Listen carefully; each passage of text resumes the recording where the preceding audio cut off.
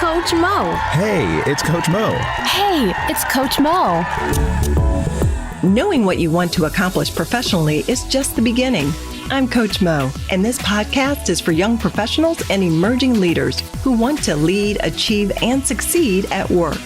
You've got executive ambitions and the drive to get there. Join me for perspective, insights, and thought-provoking questions that only you can answer. Today's episode starts now. Tuesdays with Coach Mo. If you're like the high-achieving professionals I coach, there's a good chance that the micro pieces of your workday are represented by some ups and some downs. An up moment may be when your skip boss sings your praises in a department-wide meeting for brokering that partnership deal that you've been working tirelessly on for the past 12 months. Alternatively, a down moment may be when you discover that an unexpected event has now undermined your product launch projections by 40%, and the outlook for recovery is pretty bleak. As a professional with executive ambitions, you're in it for the long haul, and no one said that the leadership role you're traveling on is paved with all things that are going to be sweet and rosy.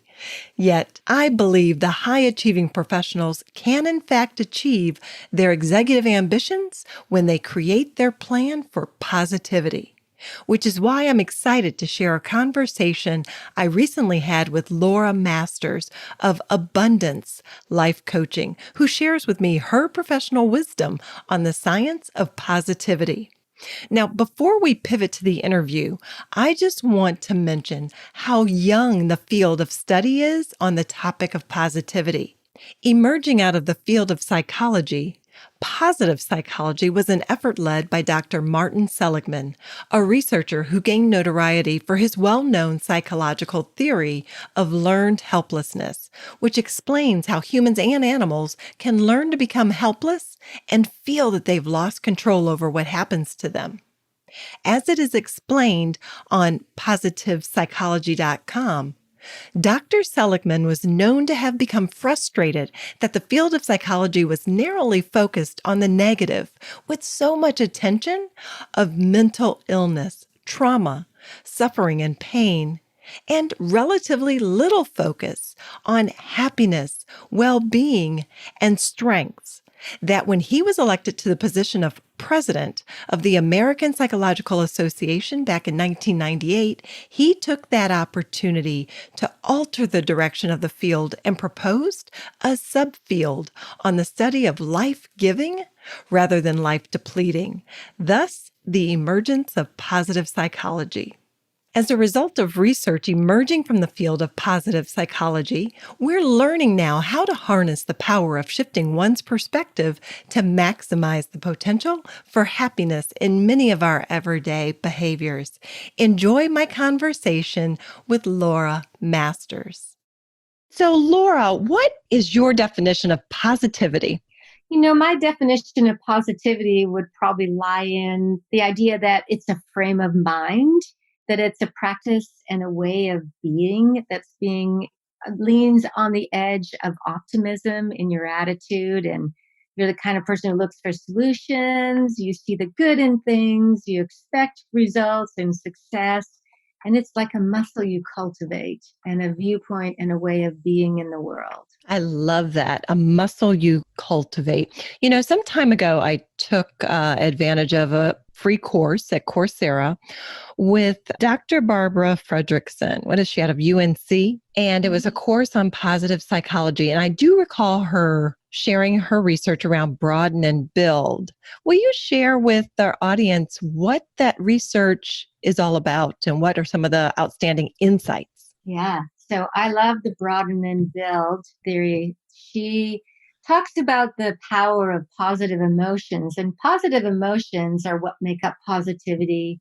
They're the feelings that make you feel really good.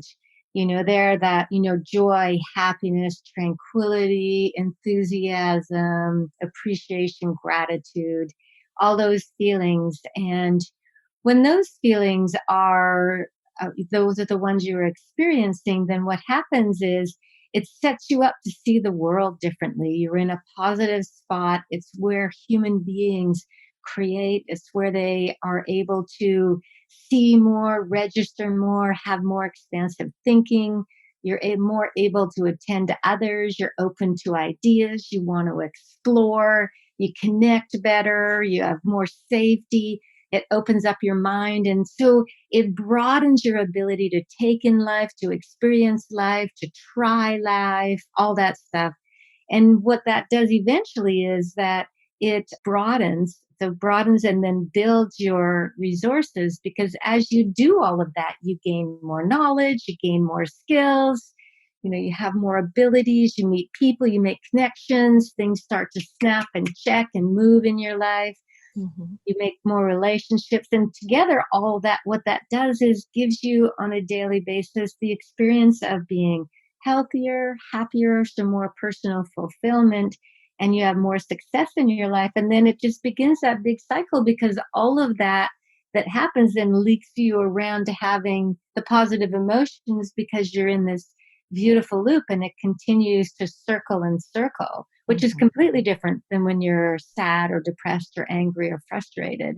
And so it's a feed loop that really works well. And in fact, in the sciences, it's proven everywhere that really it is the positivity, the positive mindset that actually creates the success. It's not the success that creates the other. You have to build that muscle to get into that beautiful loop. Yeah, in terms of building the muscle and setting one up to see the world better, as you said, I often hear people say, that's just not me. I'm not wired that way. Is this positivity something people are born with, or do all of us have the capacity to create that within ourselves? It's a great question. And the truth is that we do have the capacity to build it. So what happens is we do have the ability to build that is built into our neuroplasticity, the ability that we can create systems in our mind. So we're born with what's called a negativity bias, which means our systems in our bodies from, our days on the savannas are set up and wired for survival. And so we're wired to notice the, one thing in the day that didn't go right of 10 things. And so to build that up and to change that prehistoric focus that we have, the skill is to learn what positive emotions are, how they feed us, how that loop works. And then it's about building it into your day. Barbara Fredrickson also talks about the 3-to-1 positivity ratio. And to overcome one negative experience in your day, she says we must have at least 3 to 4 positive, heartfelt emotions. And so really the prescription is, schedule joy into your life, schedule time into your life to do things that you love. Take time to notice people, feel love, be present, meditate, all those things that build up the positive emotions slowly builds an inner resource so that when times get tough and when we're in a pandemic and we're in situations that are difficult, we have built this inner resource to go to that will serve us. And we have the neural physiology of happiness. We have the neural physiology of tranquility and coherence that we can turn back into. But the trick is to build, like James Clear, the atomic habits, the small habits every day, to build ourselves up in this area called resilience, which would then allow us to live our lives beautifully, at least better in times of struggle. Mm-hmm. And will you share an example of someone who you know through your work as a life coach who has applied the 3-to-1, the positivity ratio? And I will put in the show notes for the audience a link to Barbara Fredrickson's positivity ratio, because that in and of itself is a really good go-to resource to start to gain that awareness for yourself. So what example do you have, Laura, to speak to that really illuminates how powerful the positivity ratio is? Yeah. Well, I can give a personal example. And actually, it was for me the moment when I really, truly began to believe in building up authentic positivity. And I underscore authentic because people can tell the Pollyanna fakes, right? I mean, we know this, life is just good, so it's authentic. It's authentic. So what happened was some time ago, I had a day when a lot of things happened. And one of them that happened on that day was my mom passed away. I had a catastrophe in my house. I mean, it was like everything was broken down. And I mean, I was in a terrible place of stress. And so one of the things that I do is deep breathing. I do it on my heart math device. And so I thought, okay, I've been doing this. I've been practicing all this positivity stuff. If I can take myself out of this state, which was that, that terrible place of anxiety where you just can't see it ever ending and things getting better. And what is it all worth? And why are we here? One of those existential moments. And I got on my heart math machine and it took me 13 or 14 minutes, but I got myself back to where I was showing coherence on the biofeedback machine and I could feel the shift in my body.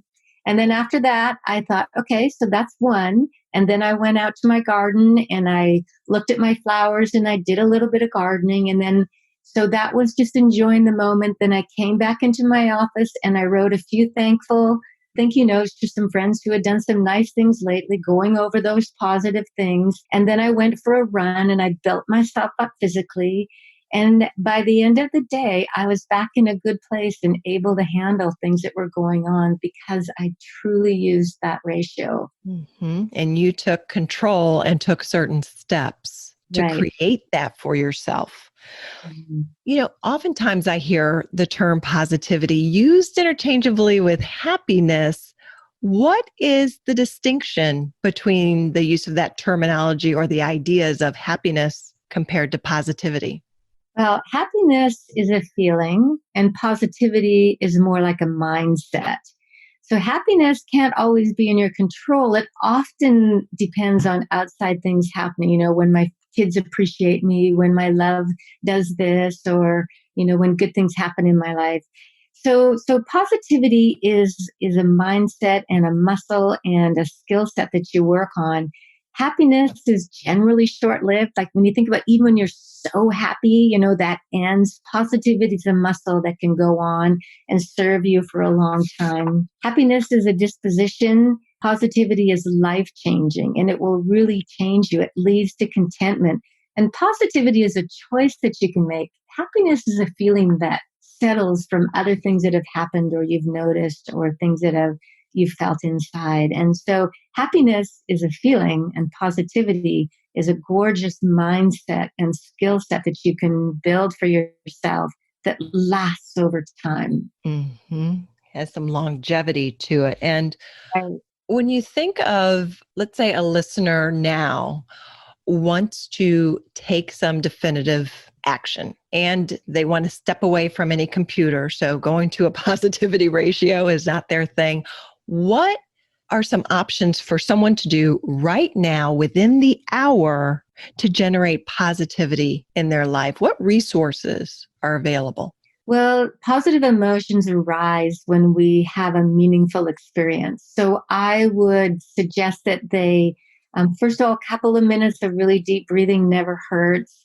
Writing down 3 things that you're really grateful, heartfully grateful in your life, doing one kind thing, send an email to somebody that you really care about, listen to a song that you love, maybe order a book you want to read, but finding and bringing into every, moment of your day at some point, not every moment, of course, but bringing into your day the things that are meaningful and bring joy to your life and really being aware of what those are and cultivating them and scripting them in. I mean, we are so busy. Sometimes we have to schedule that in, like, from 12 to 12:30, I am going to do nothing but things that I absolutely love. But that would be a good way to start. Mm-hmm. I really like that because in particular, a meaningful experience is going to be different for everyone, right? Yeah. But think about something meaningful for you that is possible within a short time frame. Couple that with one kind thing, an expression of appreciation, expression of gratitude, and then possibly bring in an auditory factor, listen to a song. I will add possibly, as I say that, I'm thinking maybe talk to a friend, that individual who helps to evoke that positive sensation within you. Laura, I truly appreciate your time with me today on this podcast. What are just your final thoughts as it relates to individuals building their muscle of positivity? I have to say that, for me, having so much gratitude for having built that within, that people can have enough compassion for themselves and their future selves, that person that's going to be going through things, to pull up in them the desire to really develop the skills that are going to allow you to meet challenges beautifully with more skills and more resources, and to care about yourself and have enough compassion for yourself to do that in tiny little habits that shift the trajectory of your ability to handle challenges, and then to share it with others, and to just know that this is in your capability, and that you can, by doing all of that, just create a better and better life for yourself and everyone around you. And I love what you said, and show compassion for your future self. Mhm. Awesome. Thank you, Laura. You're so welcome. Pleasure to be here. I'm reminded of something I learned from reading Dr. Barbara Fredrickson's book, Positivity. In her book, Dr. Fredrickson, who's a distinguished professor at UNC Chapel Hill, revealed that past researchers discovered that most fast-paced changes in emotions don't last. For example, when someone experiences a grand event like winning the lottery, there's a rapid shift at a shockingly fast pace. Yet, you're soon likely to return to where your emotional life was before the event happened. This is what's referred to as the hedonic treadmill effect. Like kind of what you experience with walking or jogging on a treadmill. You think you're going forward emotionally, only to discover you end up in the same place as you started. So, how do you create positive emotions in your life that are sustained? Well, research suggests that it really is a slow and steady process. As Laura Masters mentioned in our conversation, there are, in fact, things that you can do right now to begin building your inner well of positivity. For example, if there are people in your life who uplift you, make the effort to keep in touch with them. Make time for conversations with them. If there are certain scents or aromas that are pleasurable for you, have them within close reach. I once had a coworker who experienced feelings of calm and positivity with the scent of lavender. So she actually kept a couple of sachets of lavender in her desk drawer. Alternatively, if music evokes positive emotions within you, grab your earbuds for brief moments of listening pleasure during your day. Or visually, consider having pictures of your pet or your favorite chill out spot. Like for me, it's that backyard hammock I have between two palm trees. Or possibly an image of a scenery that evokes positive emotions within you, such as a favorite vacation place. Whatever you choose, be deliberate in building your capacity or your inner resource for positivity. Now for Coach Mo Knows, a tip, a coaching question, and a bit of inspiration. My tip is actually threefold. First, connect with Laura Masters. At Facebook, she's at Abundance Enterprise, all one word, Abundance Enterprise. Second, connect with Laura. She's currently offering a special coaching package. I'll be sure to have her contact information in the show notes for today's episode. And third, consider joining Laura in her 6-week online class, The Science of Positivity, beginning September 15th, 2020, in cooperation with the Center for Coach Certification. This is an International Coaching Federation accredited program. It will be a 6-week program offered once a week for 90 minutes a week. So be sure to check that out. And again, information will be in the show notes for today's podcast. In terms of your coaching question this week, it actually is going to be in the form of a sample coaching exercise on positivity. So on a scale of 1 to 10, rate the kind of day you had yesterday, 10 being great and 1 not so great. And then answer these 3 short questions as you consider how you rated your day yesterday. First, what were you doing? Second, what were you feeling? And third, were you interacting with others or were you alone? The general premise of the sample exercise is to get you thinking about the micro pieces of your day. Continue to self-rate each day for a period of, let's say, 1 to 2 weeks. And then start to determine for yourself what is the opportunity for you in generating the positivity you want as you build your positivity muscle. And our inspiration this week comes from the sports world, New York Yankees great Derek Jeter, who said, "I go into every game thinking I'm going to be the hero. I have to, or I wouldn't enjoy it." Hey, if you're a first-time listener for Tuesdays with Coach Mo, welcome. Please do subscribe, leave a review and a rating. And if you have a podcast idea you'd like to hear, or if you're experiencing a workplace dilemma that you'd like my thoughts on, please follow me on Instagram at Tuesdays with Coach Mo and send me a message. I'll be sure to get back with you with my thoughts and perspective on how to navigate your situation. Until next time.